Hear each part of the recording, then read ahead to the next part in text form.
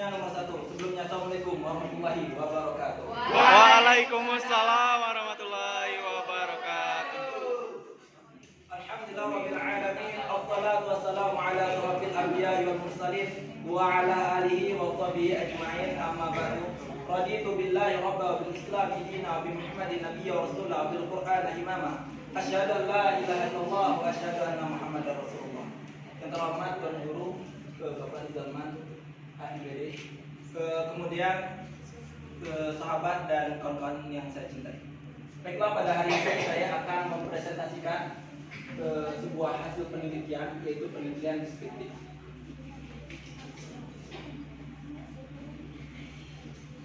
Sebelum mulai, apabila saya bilang sami'tum, kalian jawab sami'na. Oke?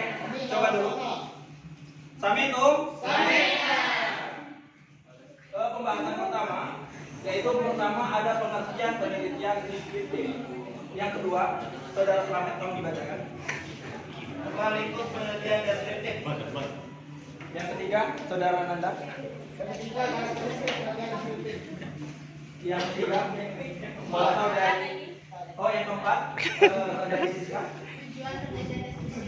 Yang kelima, Saudari Seti. Yang keenam, Saudari Rahma. Yang ketujuh, Saudara Otto.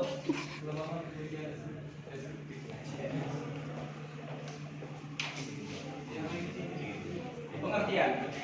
Penelitian deskriptif adalah penelitian yang dilakukan terhadap variabel-variabel mandiri tanpa membuat perbandingan atau menghubungkan dengan variabel yang lain.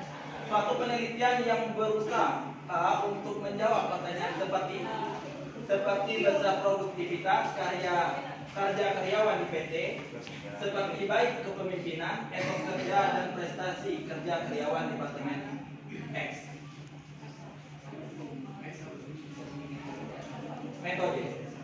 Metode penelitian deskriptifnya biasanya digunakan untuk meneliti status kelompok manusia atau objek, suatu set kondisi, suatu sistem pemikiran atau suatu kelas peristiwa pada masa sekarang, lalu dideskripsikan.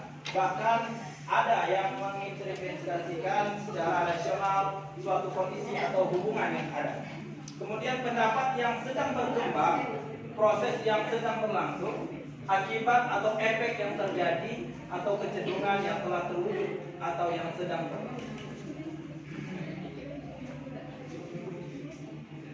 Ruang lingkup. Nah, pertama ada ruang lingkup, itu yaitu studi kasus. Yang kedua, Saudara Rehan. Yang ketiga, Saudara Rehan Delpa. Studi perkembangan. Yang keempat, Saudara Jelani. Studi bijak. Yang ke berapa? Yang kelima, Saudari Rahma. Yang ketujuh, yang keenam, Saudari Dorazima. Yang ketujuh, studi korelasi. Yang kedelapan, studi perbandingan. Dan yang kesembilan, masyarakatan.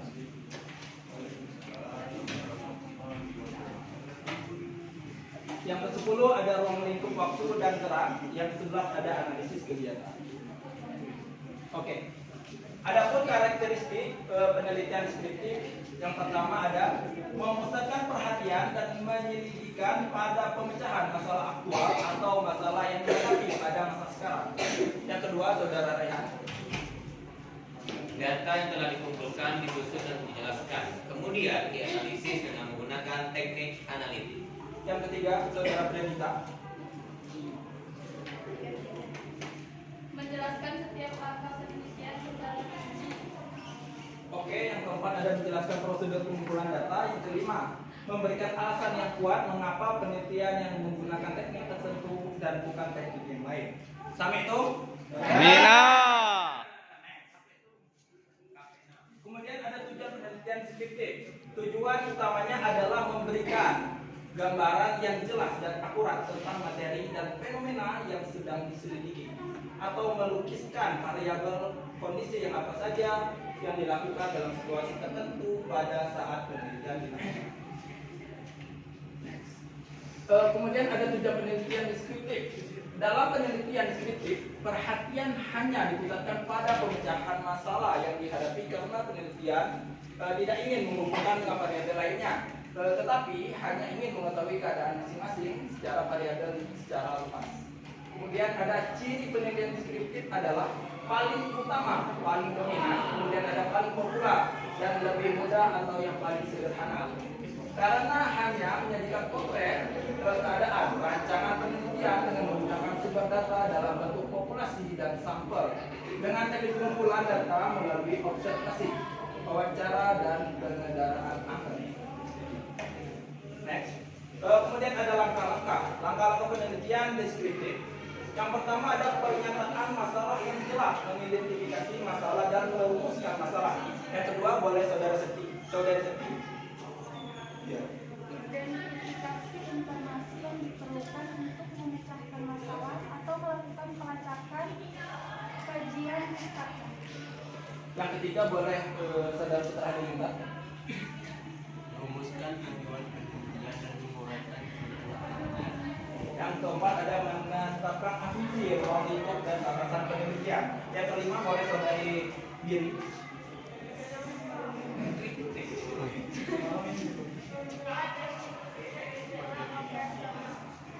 Sudah? Samitum? Tamina. Paham tuh? Pahimna. Kemudian ada langkah-langkah penelitian deskriptif. Yang keenam penentuan sumber data. Yang ketujuh ada identifikasi populasi sasaran dan penentuan prosedur penarikan sampel yang diperlukan. Yang kedelapan ada rancangan prosedur dan pengumpulan serta pengolahan reproduksi display data. Yang kesembilan analisis data. Yang kesepuluh pembuatan laporan. Adapun keunggulan dalam penelitian deskriptif, yang pertama banyak disukai oleh peneliti di berbagai bidang karena mampu mengecek serta membuktikan tingkat reliabilitas dan cukup menyebarluaskan informasi. Karena menyediakan standar ukuran normatif atau validitas berdasarkan hal-hal yang umum. Yang kedua ada relatif mudah dilaksanakan. Yang ketiga boleh saudari Suci. Dapat memperoleh banyak informasi penting. Yang keempat ada dalam penelitian deskriptif dapat ditentukan apa temuan yang diperoleh, membutuhkan penelitian lanjutan atau tidak. Deskriptif dipilah-pilah kemudian dijadikan dan digunakan untuk penelitian yang lebih lanjut. Oke, adapun kelemahannya dalam penelitian deskriptif, yang pertama ada pengamatan pada objek atau subjek hanya sekali, tidak berulang karena hanya sekali mengambil sampel. Yang kedua, kesalahan dapat terjadi jika salah dalam memilih dan menggunakan kode. Yang ketiga ada penelitian yang memberikan informasi yang 12. terbatas secara berpengaruh variabel-variabel yang diteliti.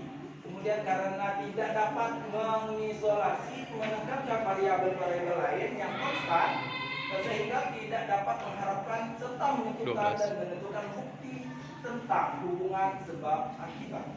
Yang keempat ada terkadang memotivasi subjek tidak konsisten, kemudian sehingga membuat peneliti perlu memastikan bahwa jawaban responden dapat dipercaya.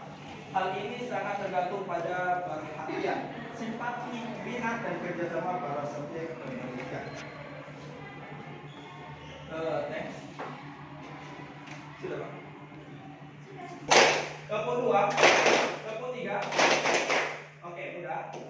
Nah, tantangannya adalah ketika saya tidak menyebut tepuk, maka jangan tepuk. Apabila ada yang menyebut, akan menjadi salah. Oke, kita coba dulu. Tepuk satu, tepuk dua, tepuk tiga, tepuk satu, tiga. Ya. Ganti. Oke. Ini masih tadi ya. Lagi. Tepuk satu, tepuk dua, tepuk tiga, tepuk satu. Ya, betul, ada tambah ya. Tepuk satu, tepuk dua, tepuk tiga, satu. Oke. Ali. Oh itu ya.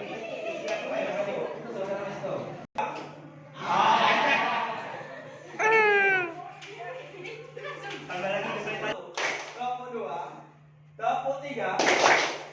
Tepuk 1. 2. 3. 3.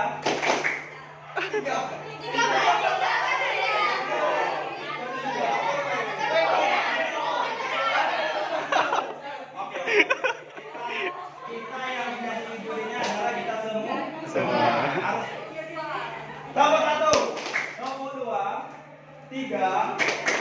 Oke.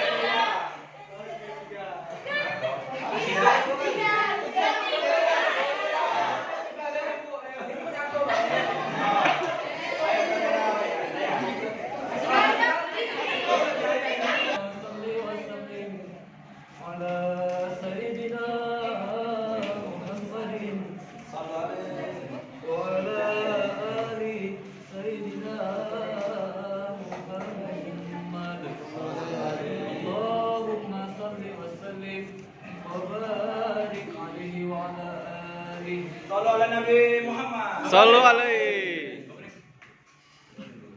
Sabar diri.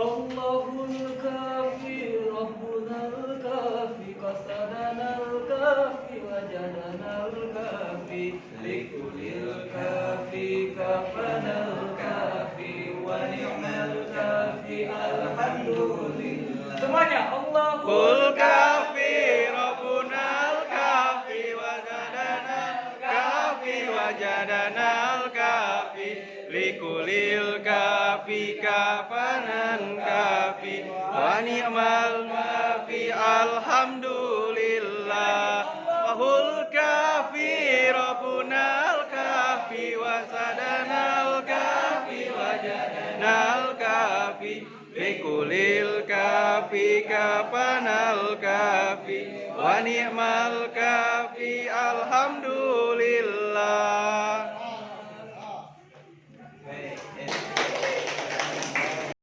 Saudara-saudari kita yaitu kelompok dari OCS.